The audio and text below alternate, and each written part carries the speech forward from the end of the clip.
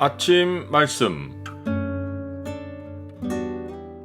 오늘 본문 말씀은 히브리서 2장 1절에서 9절입니다.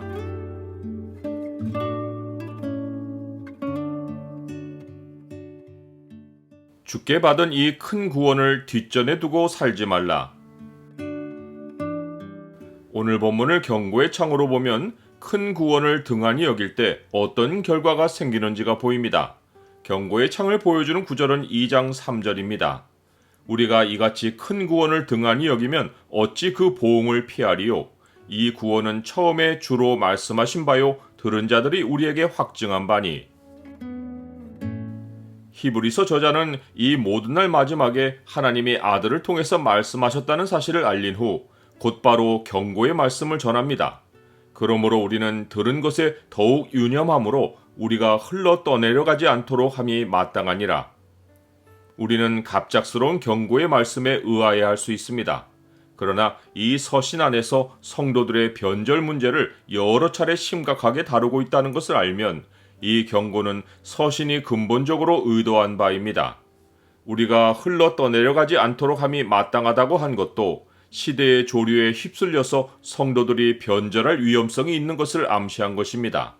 이러한 경고가 하나님의 마지막 계시이신 아들에 관한 말씀 다음에 곧바로 나온 것은 하나님이 더는 계시할 것이 없이 구원에 관한 모든 소식을 전해주셨는데 그 계시의 말씀을 듣고도 큰 구원을 등한히 여기고 세태를 따라가면 하나님의 보응을 피할 수 없다는 것을 알려주려 한 것입니다.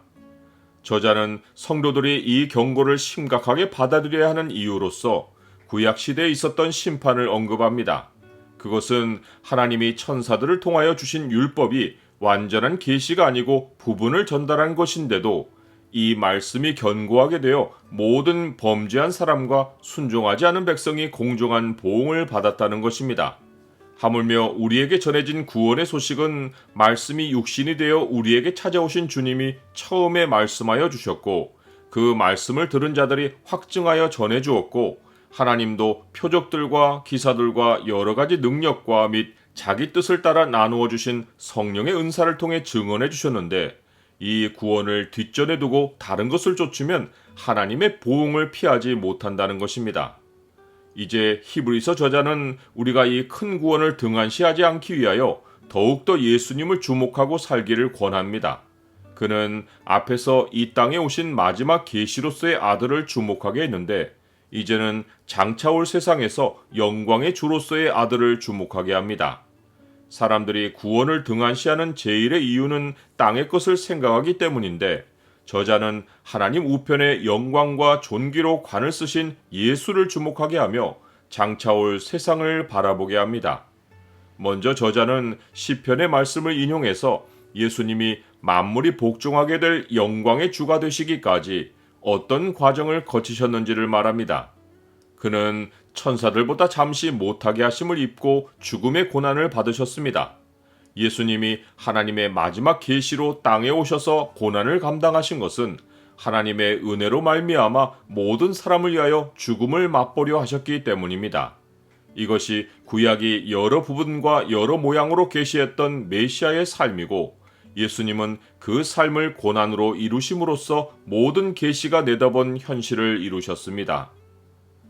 나는 어디에 눈을 두고 내가 받은 큰 구원을 지키고 있습니까? 히브리서 저자가 인용한 시편은 본래 하나님이 창조하신 사람의 존귀함을 노래한 것입니다. 사람이 무엇이기에 주께서 그를 생각하시며 인자가 무엇이기에 주께서 그를 돌보시나이까? 그를 잠시 동안 천사보다 못하게 하시며 영광과 존귀로 관을 씌우시며 만물을 그 발 아래에 복종하게 하셨느니라. 그러나 아담의 타락으로 인하여 사람은 존귀에 이르지 못하고 흙으로 돌아가는 인생이 되었습니다. 하지만 하나님은 창세전에 그리스도 안에서 택하여진 하나님 백성이 존귀의 자리로 올 수 있도록 그리스도를 땅에 보내시어 고난과 죽음을 거쳐 살아나게 하셨습니다. 이제 시편이 노래하는 사람은 그리스도이시고 그 그리스도가 고난으로 이 시편의 계시를 이루셔서 택하신 백성이 이 시편이 노래하는 사람이 되는 길을 열어주신 것입니다. 그러나 시편이 노래하는 대로 아직은 만물이 주께 복종하고 있는 것을 보지 못합니다. 이는 주가 이루신 일이 온전하지 않아서가 아니라 그리스도 안에서 택하여진 하나님 백성이 아담의 몸으로 땅에 와서 하나님의 부르심을 받아 그리스도께로 옮겨지고 주님이 이루신 일을 따라 온전해지는 일이 아직 남아있기 때문입니다. 시편의 말씀은 그리스도께 이루어졌고 택함받은 하나님 백성에게도 반드시 이루어져서 우리는 만물이 주께 복종하는 것을 볼 것이고 주와 함께 영광을 누릴 것입니다. 그러므로 내가 택함받은 자들을 위하여 모든 것을 참음은 그들도 그리스도 예수 안에 있는 구원을 영원한 영광과 함께 받게 하려 함이라. 미쁘다 이 말이요, 우리가 주와 함께 죽었으면 또한 함께 살 것이요, 참으면 또한 함께 왕노릇할 것이요, 우리가 주를 부인하면 주도 우리를 부인하실 것이라. 우리는 미쁨이 없을지라도 주는 항상 미쁘시니 자기를 부인하실 수 없으시리라.